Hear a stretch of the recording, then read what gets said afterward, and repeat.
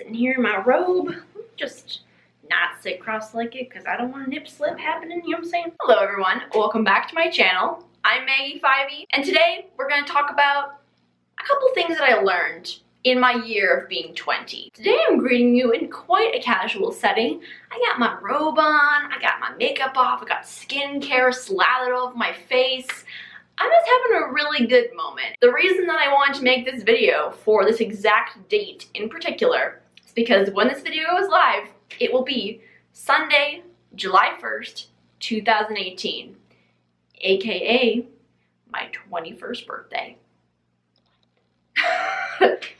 Believe me, I am just as shocked as you are. I don't know where the time has gone in my life, but whoa. Whoa. I have to be real and say that my 20th year was a year of just so much learning and so many like light bulb moments, and learning not about just the world, but also learning about myself. And I really wanted to make a video just talking about a couple things that I've learned and things that for me really became clear. I'm hoping this can be kind of relatable to anybody, you know, around my age group or even people who aren't in my age group. I feel like you might get something out of the things I'm about to say. So, yes. Before we get started, I really want to wish a happy birthday to Heather, aka my birthday buddy. I hope you have an awesome day, Heather, and I really just wanted to come on here and tell you how much I appreciate your support of me and my YouTube, beauty, social media endeavors. I just really appreciate everything you do for me. So thank you so much, and I'm sending you lots of love on this special day for both of us. Okay everyone, let's get into this video. So the first thing I want to talk about is probably the thing that's going through my brain the most right now, and that's I am not where I thought I was going to be at 21. Nowhere near. But what I've learned this year is that is completely okay. Growing up, I always thought that once I hit 18 even, 3 years ago, I would have moved out, I would have figured out what I wanted to do career-wise and with the rest of my life. I would be in university, I would have a significant other, I would maybe even have a dog. I'd be just living the life of luxury. Yeah, okay. That's not what, no. I am living at home. I think I'm pretty much living the life of luxury, I'm not gonna lie. I live with two amazing parents that just love me for who I am, and I just feel so lucky to have them. So thanks, Madre and Fadre, because I know you're watching this sometime in the future. Something else that kind of ties to that is the idea that nothing in life is permanent. You know, growing up, you just think you have to be rushing to get this job and figure out what you want to do with your life. But I really think a big, important part of that is enjoying the journey to wherever you're going to get.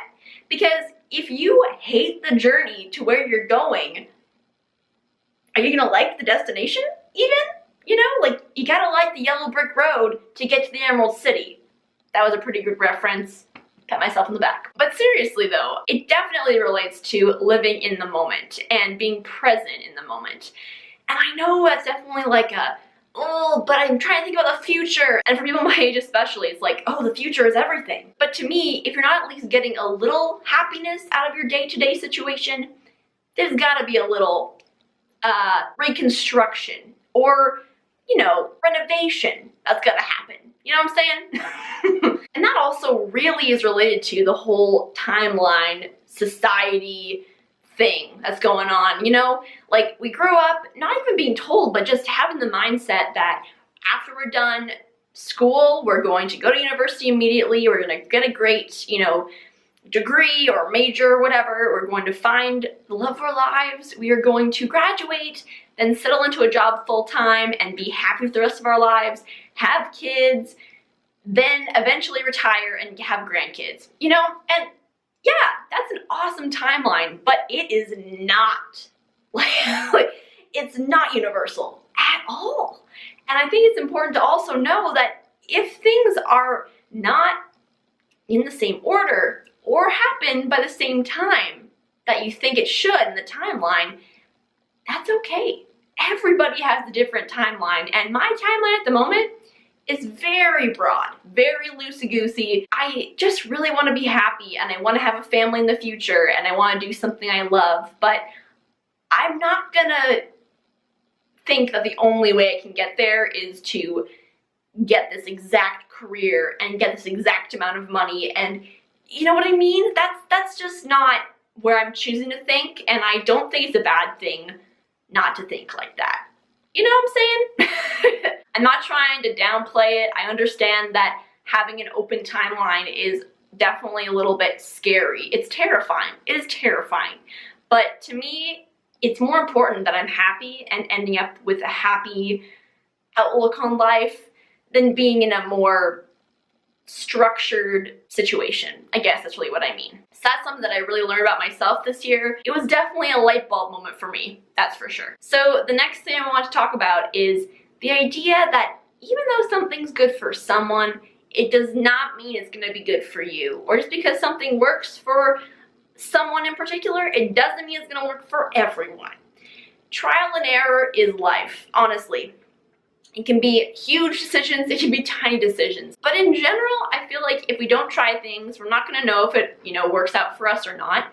But it's also keeping in mind that there's no pressure if it doesn't work. And that just relates to everything in life. It can be like, oh, going to the gym every morning, or it could be, oh, living here, or it could be choosing this career, or there are endless options. It could even just be, this food doesn't really agree with me, or I didn't like the taste of that, or for me in particular, right now, it's the alcohol thing. I don't have a taste for alcohol, I don't have a need for it, and I don't think that's a bad thing, but I shouldn't feel bad that just because someone else likes alcohol doesn't mean I have to like alcohol. See what I'm saying here? That probably came across as quite ranty, but I really learned that, and I think it's really important. I definitely still have days where I wish I was in someone else's shoes, and I wish that what worked for them worked for me too. That's not a bad thing either. But I think it's recognizing when something doesn't work for you, that's the hardest part, because we all want to do everything in life. We all want to have productive lives and fill our days with so much stuff because we feel like, because so-and-so is doing this, it means I have to as well. It doesn't mean that. Maybe if your friend, let's call her Lily, my dog's name, let's say Lily goes to yoga every morning and you really want to do that, but there's just no way it works with your schedule. It's cool, man. Just go to yoga when you have time to go to yoga. Maybe go to yoga twice a week. You know what I'm saying? Do you know what I'm saying? Okay. I think that kind of sums that point up, but that's a very important topic. The last lesson that I want to mention is how important it is to talk things through and communicate to others how you're feeling. I've always been someone who's kept my feelings under wraps. I've always suppressed them. I've always just felt like, oh, I can't say that I don't like that because I don't want to offend so-and-so. It definitely depends on the situation, But I find especially with people you're living with, like, for example, my parents, or people you're really close with and you see a lot. If I don't tell, say, my mom or my dad that it bothers me when they make plans with their friends without telling me and I come home to a house of people. This really doesn't happen, but let's just say that's the example. If I don't tell them this, they're not going to know that I have an issue with it, and they're not going to know why I'm grumpy. And it's just way healthier for every relationship if you keep things a little more open. And also, deep conversations are so important.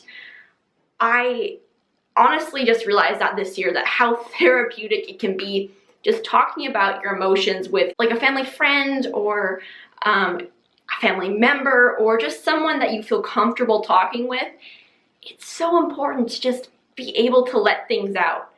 Even just writing in a journal can help. It's so much healthier for the mind, and I don't know, it just makes me feel so much better. And ever since I kind of started along that journey of opening up a little more and letting people know my feelings, I just feel like I'm so much closer to the people that I do this with, and it's just so much more worth it. And that's something I think is pretty cool. To be honest, that's might be my favorite thing we're talking about, because it just gives me the warm, fuzzy feels, because all the deep conversations I've had with friends and family, some of them, bring up things that I didn't think I was even feeling. But then I realized in the moment, yeah, that does bother me. Or yeah, I do feel this way. And I can't describe it. It's such a good feeling when you can get some support and get some clarity on things. So I would highly, highly recommend that. So those are all the things we're going to talk about today. 3 things that I feel like I definitely learned in the year of being 20. And I hope that this was helpful to you, or maybe if you just enjoyed hearing me blab, because I mean, that's nice. I appreciate you. I'm really looking forward to this year of being 21. I'm going into it with open arms, and I feel even better about it after this conversation. But anyway, I love you so much, and I'll see you in my next one. Bye!